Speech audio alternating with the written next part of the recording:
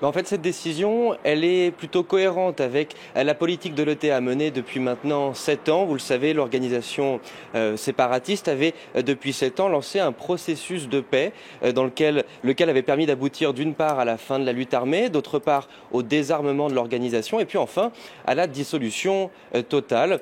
Et puis il faut noter que notamment la semaine dernière, déjà l'ETA avait fait un nouveau pas en avant en s'excusant, en demandant pardon aux victimes et aux familles des victimes, une demande de pardon qui déjà semblait comme la dernière étape avant l'annonce de sa dissolution. Oui, une dissolution qui marque finalement un constat d'échec aussi. L'ETA n'aura pas réussi, bien sûr, à arracher l'indépendance du Pays basque.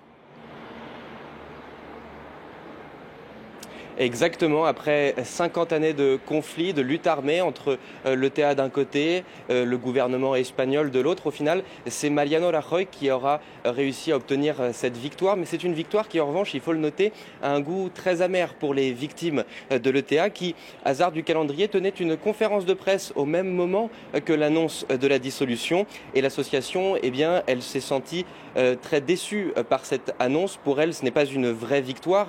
Et la victoire, elle ne sera obtenue que le jour où tous les auteurs d'actes terroristes seront en prison.